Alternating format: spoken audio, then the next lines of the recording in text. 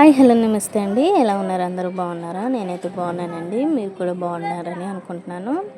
మరి ఈరోజు ఈ వీడియోలో వచ్చేసి టమాటో నిల్వ పచ్చడి ఏ విధంగా ప్రిపేర్ చేసుకోవాలో ఈజీగా సింపుల్ వేలో ఎండబెట్టే పని లేకుండా అనేది నేను ఈ వీడియోలో చూపించబోతున్నాను అనమాట. మరి ఇక వీడియోలోకి వెళ్దామా?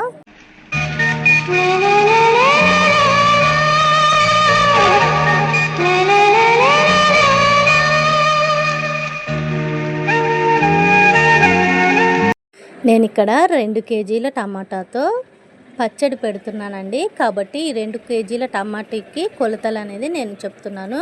కాబట్టి మీరు కూడా దాన్ని బట్టే కొలతలు వేసుకొని పచ్చడి ప్రిపేర్ చేసుకోండి.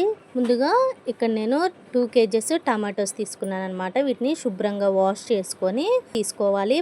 ఆ తర్వాత ఈ 2 కేజీల టమాటోలు తీసుకుంటే మనము 200 గ్రాముల చింతపండు అనేది తీసుకోవాలన్నమాట.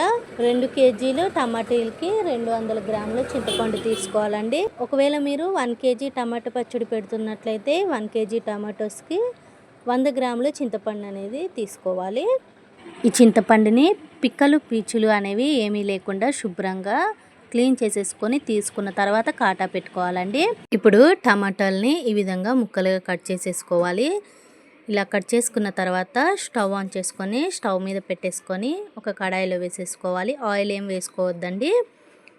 ఆయిల్ ఏం వేసుకోకుండా స్టవ్ మీద పెట్టేసుకొని ఇప్పుడు ఈ టమాటో ముక్కల్లోనే మనం తీసుకున్న చింతపండును కూడా యాడ్ చేసేసుకొని ఇవంతా కూడా మంచిగా వాటర్ అనేది లేకుండా వాటర్ అంతా ఇంకిపోయే వరకు మీడియం ఫ్లేమ్లోనే పెట్టేసుకొని ఉడికించుకోవాలి. ఈ విధంగా ఒకసారి గరిటెతో కలుపుకొని మూత పెట్టేసుకొని మధ్య మధ్యలో కలుపుకుంటూ ఉడికించుకోవాలండి. లేదంటే అడుగు అనేది అంటుకుపోతుంది అనమాట. కాబట్టి కంపల్సరీగా మధ్య మధ్యలో కలుపుతూ మూత తీసి ఉడికించుకోవాలి, వాటర్ అంతా ఇంకిపోయే వరకు కూడా. చూసారు కదా, మనం ఉడికించుకుంటున్నప్పుడు కొంచెం సేపటికి ఇలాగ వాటర్ అనేది మంచిగా బయటకు వస్తూ ఉంటుంది. టమాటోలు అలాగే చింతపండులోంచి ఈ వాటర్ అనేది కూడా అంతా బయటకు వచ్చేసి అంతా దగ్గర పడి ఉడికిపోయే వరకు ఈ విధంగా ఉడికించుకోవాలన్నమాట. చూసారు కదా, ఈ విధంగా అంతా దగ్గర పడిపోయిన తర్వాత వాటర్ అనేది లేకుండా ఈ విధంగా దగ్గర పడిన తర్వాత ఒక 2 నిమిషాలు మూత తీసి ఉడికించుకొని స్టవ్ ఆఫ్ చేసేసుకోవాలండి. ఇప్పుడు ఈ టమాటోలు అంతా కూడా చల్లారే వరకు మనము పక్కన పెట్టుకుందాము. వేడి మీద అస్సలు వేసుకోకండి, చింది పడుతుంది అనమాట.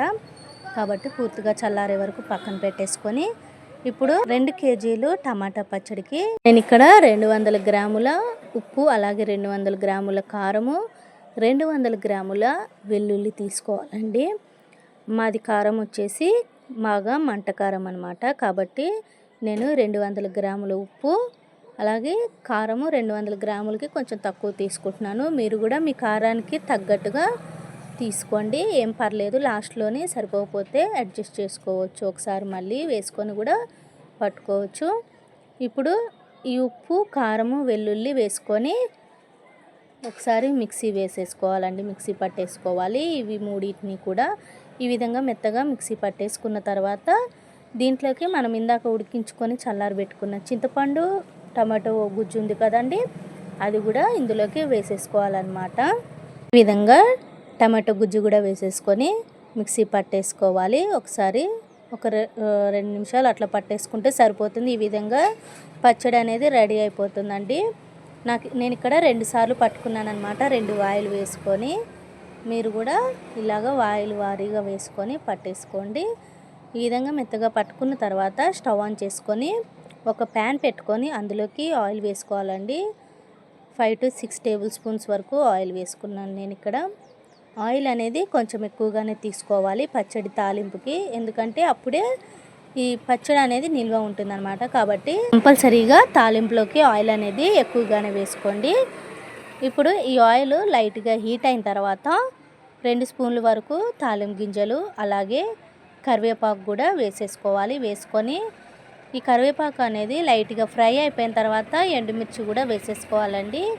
ఎండుమిర్చిలు కూడా ఈ విధంగా కలర్ చేంజ్ అయిపోయి మంచిగా ఫ్రై అవుతున్నప్పుడు మనం పట్టుకున్న టమాటో చట్నీ ఉంది కదా, అది మనకి ఎంత కావాలో అంత తీసుకొని తాలింపు వేసేసుకోవాలండి. ఈ విధంగా కలుపుకొని ఆయిల్లోని మంచిగా ఫ్రై చేసుకోవాలన్నమాట. ఈ టమాటా పచ్చడిని మ్యాక్సిమం 20 మినిట్స్ వరకు మీడియం ఫ్లేమ్లోనే ఉంచుకొని ఈ విధంగా మంచిగా తాలింపు అనేది చేసేసుకోవాలన్నమాట. ఈ టమాటా పచ్చడి అనేది ఆయిల్ ఎంత ఎక్కువగా ఉండి మంచిగా ఇలా ఎక్కువగా ఉండి అదేవిధంగా ఎక్కువసేపు ఆయిల్లోని ఫ్రై చేసుకున్నట్టయితే తాలింపు వేసుకొని చాలా కమ్మగా ఉంటుంది టేస్ట్. అదేవిధంగా ఎక్కువ రోజులు నిల్వ కూడా ఉంటుందండి. మీరు తక్కువసేపు తాలింపులోని టమాటో పచ్చడి ఫ్రై చేసుకొని, అలాగే ఆయిల్ అనేది ఎక్కువగా లేకుండా ఈ విధంగా తక్కువగా ఫ్రై చేసుకొని తీసుకుంటే అది పచ్చడి నిల్వ ఉండదండి. కాబట్టి ఎక్కువసేపు ఫ్రై చేసుకోవటానికి ట్రై చేయండి. చూశారు కదా ఎమ్మీ ఎమ్మీ టమాటో పచ్చడి ఎంత టేస్టీగా ఉంటుందంటే మీరు ఒక్కసారి ఈ విధంగా చేసుకొని చూడండి, చాలా బాగుంటుంది. మరి మీరు కూడా మీ ఇంట్లోని టమాటో పచ్చడి ప్రిపేర్ చేసుకోండి. ఎలా వచ్చిందనేది కంపల్సరీగా కామెంట్ సెక్షన్లో కామెంట్ చేయటం అస్సలు మర్చిపోకండి. టమాటో పచ్చడి సీజన్ వచ్చేసింది కదా, రేట్లు కూడా తక్కువగా ఉన్నాయి కాబట్టి కంపల్సరీగా పెట్టుకోండి. Thank you for watching.